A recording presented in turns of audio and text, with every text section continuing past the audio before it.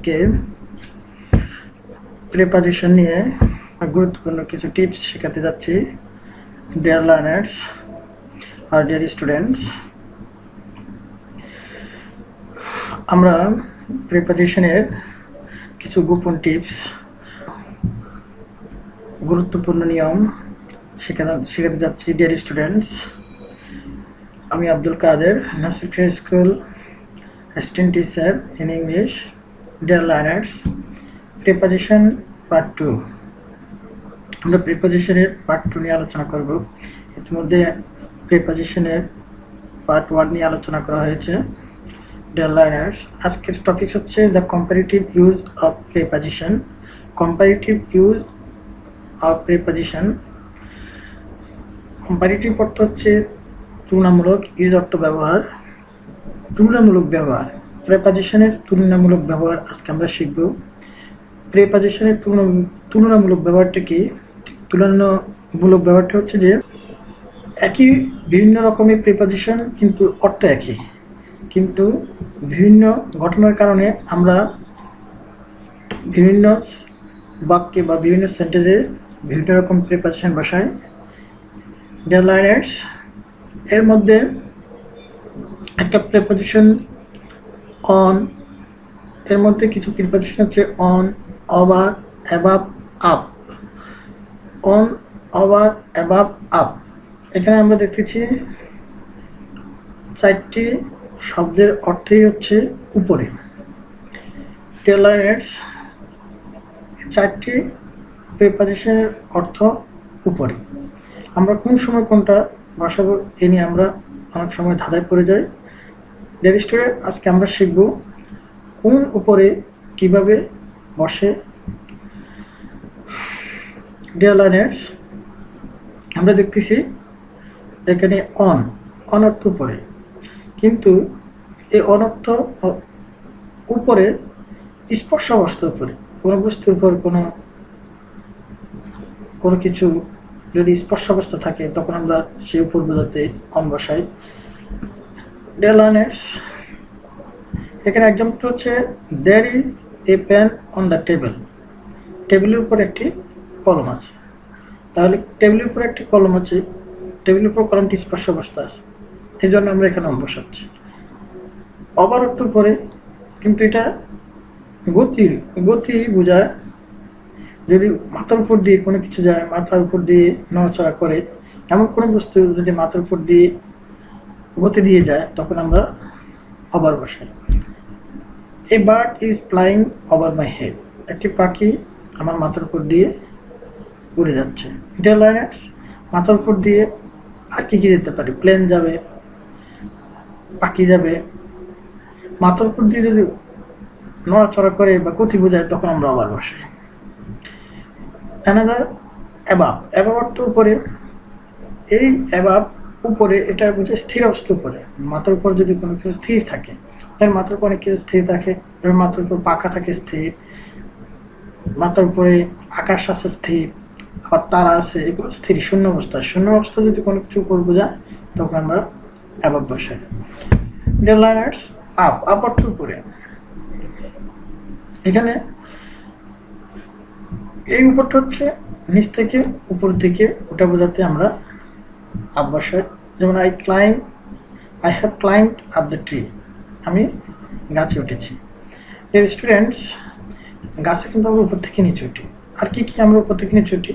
যেমন আমরা গাড়িতে উঠি, যেমন আমরা পাহাড় থেকে নিচ থেকে পাহাড়ের উপর উঠি, তখন আমরা ক্লাইম্ব বসাই।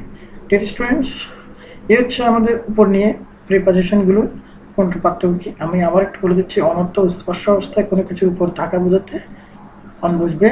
আবার মাথার উপর দিয়ে বা শূন্যের উপর দিয়ে কোনো কিছু গতি দিয়ে বা এদিক সেদিক নড়াচড়া বোঝালে আমরা আবার বসাই।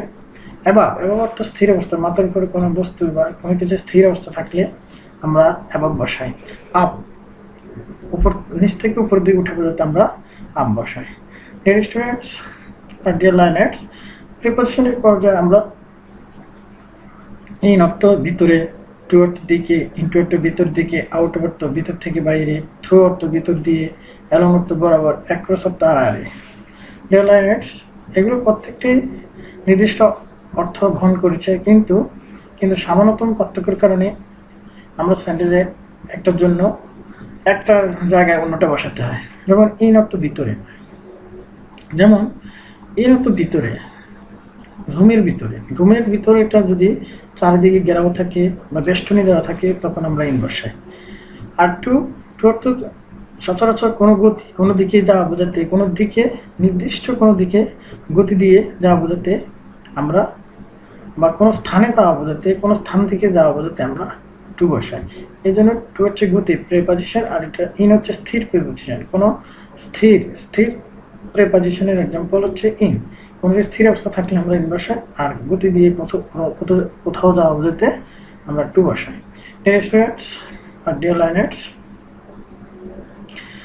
আমরা আউট অফ অর্থ বাইরে, ইন অর্থ ভিতরে, আর আউট অফ অর্থ বাইরের দিকে।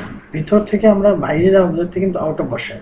থ্রু অর্থ ভিতর দিয়ে, ভিতর দিয়ে বলতে বোঝায় ভিতর দিয়ে কিসের ভিতর দিয়ে আমরা যেতে পারি, যেমন টানেল ভিতর দিতে যেতে পারি, ফাইভের ভিতর দিয়ে যেতে পারি। এলং অর্থ বরাবর। এখন এই এলং অর্থ হচ্ছে বরাবর, রোড যেদিকে আমি সেদিকে যাচ্ছি, রাস্তা যেদিকে আমি সেদিকে যাচ্ছি, এই জন্য তখন এলং বসানো হয়।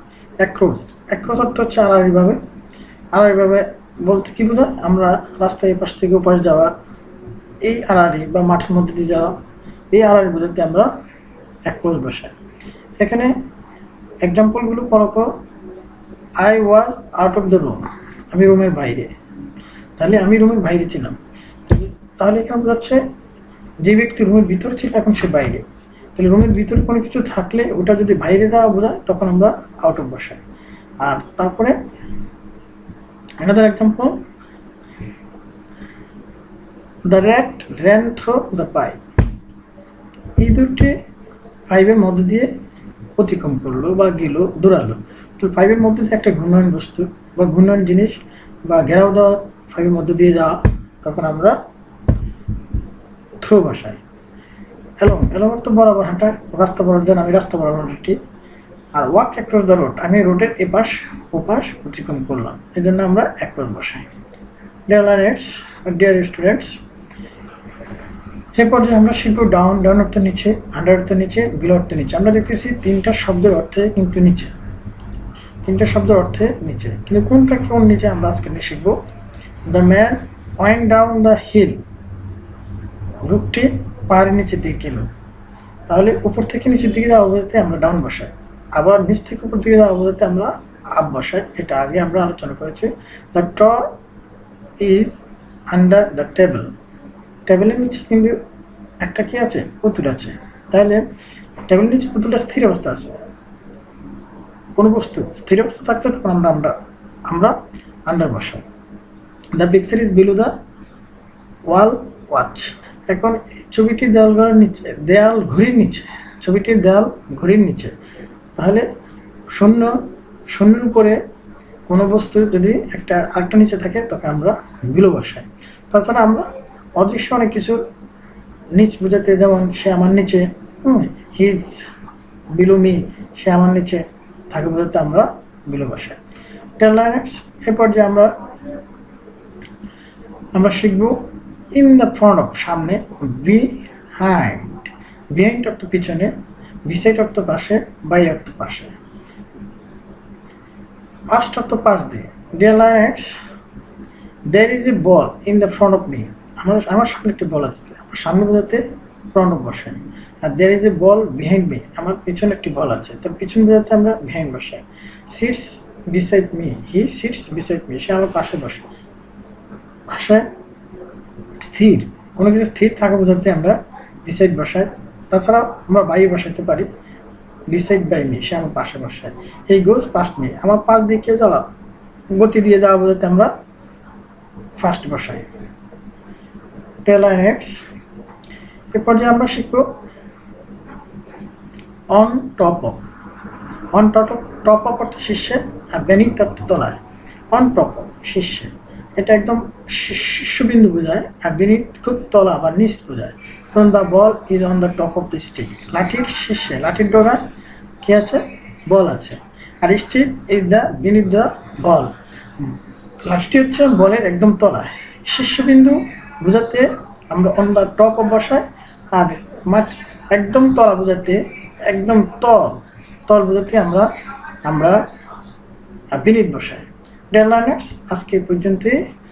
আশা করি সবাই ভালো থাকবে। Thank you so much.